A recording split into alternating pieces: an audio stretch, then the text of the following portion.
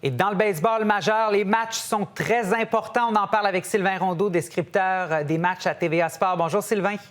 Salut Simon. Alors c'est parti pour les séries dans le baseball majeur. Les Blue Jays qui entrent en action cet après-midi.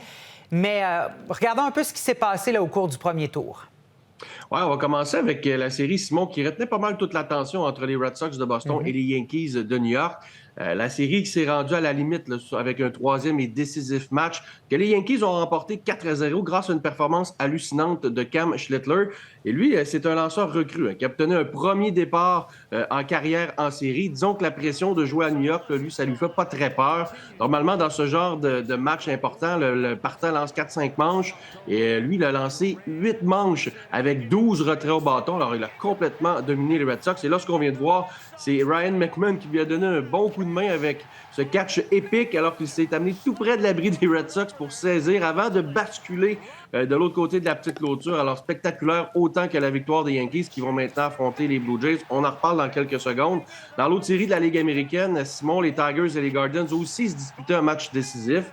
Les Tigers l'ont emporté 6-3. Là, c'était 1-1 en sixième lorsque Dillon Dingler, le receveur des Tigers, a frappé son premier coup de circuit de la série. Son premier coup sûr de la série, en fait, c'est un circuit en solo. Et ça a donné un peu des ailes à l'attaque des Tigers qui a ajouté 4 points en septième pour distancer les Guardians. Eux, ils vont affronter maintenant les Mariners de Seattle.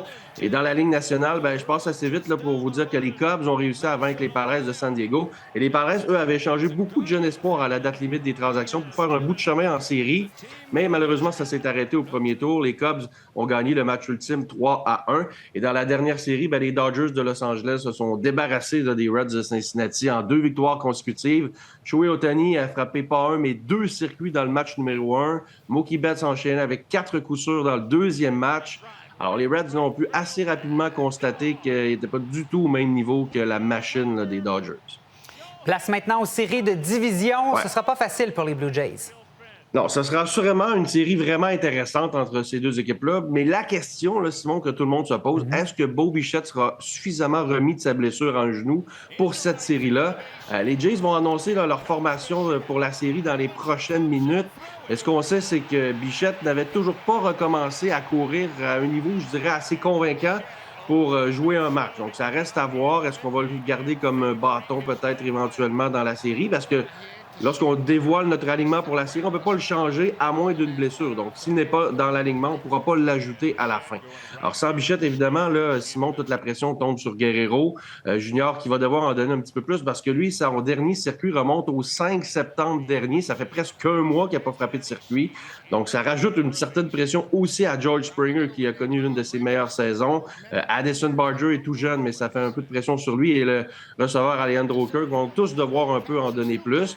Et du côté des Yankees, si on réussit à contenir Aaron Judge, ça sera déjà un bon début pour les Blue Jays. Le premier tour des séries, Simon, c'était un 2-3, mais là, la deuxième ronde, c'est un 3-5. Donc, ça prend un petit peu plus de constance au niveau de tout le monde pour aller jusqu'au bout. Le lanceur du premier match pour les Jays, c'est Kevin Gausman, va affronter Louis Hill. On devrait peut-être voir Shane Bieber dans le match numéro 2, c'est pas encore confirmé. J'ai hâte de voir après ce que John Schneider va faire avec Max Scherzer. Et le jeune Trey Yesavage, qui n'a que 3 départs d'expérience dans le baseball majeur, mais qui s'est vraiment imposé à la fin de saison. Alors, match numéro 1 à 16h cet après-midi sur les ondes de TVA Sport en compagnie de Denis Casavant et Carl Gélina. Et les autres séries seront également chaudement disputées. Oui, d'ailleurs, je serai à la description de l'autre série des matchs de la Ligue américaine entre les Mariners de Seattle et les Tigers de Détroit. Ça, c'était à 20h30. Je vais être avec François Paquette. Cette série-là, Simon, ça met en vedette Cal Riley. Je ne sais pas si tu te souviens de lui. Il est devenu le premier receveur de l'histoire du baseball majeur à frapper 60 circuits en une saison. Alors, est-ce qu'il va être en mesure de garder le rythme de toute la série? Ça reste à voir. Ça va être plus difficile pour les Tigers. On vient de se débarrasser des Guardians, mais à part Tarik Skubal au monticule, c'est un peu plus mince du côté des Tigers, alors que du côté des Mariners, on a vraiment 4 bons lanceurs partants. Ça pourrait faire la différence. Dans la Ligue nationale, confrontation exceptionnelle entre les Dodgers et les Phillies. deux équipes avec le plus de victoires là, dans tout le baseball majeur depuis 2023. Shohei Ohtani va lancer le premier match, en plus de frapper, évidemment. Il va être confronté à Kyle Schwarber, qui a frappé 56 circuits aussi, lui, cette saison. Donc, ça va être à surveiller. On a Bryce Harper, évidemment, qui donne toujours le meilleur de lui-même en série. Et la dernière série qu'on va avoir, c'est Cubs-Brewers, deux équipes de la même division. Et on ne s'aime pas beaucoup entre ces deux équipes-là. Les Brewers, c'est l'équipe avec le plus de victoires en saison régulière. Et les deux équipes se connaissent vraiment bien, tellement que Craig Counsell, qui est le gérant des Cubs, lui était le gérant des Brewers il y a 2 ans. Donc, les deux équipes se connaissent vraiment bien. On voit Freddie Peralta en image. Ça va être le partant pour le premier match aujourd'hui.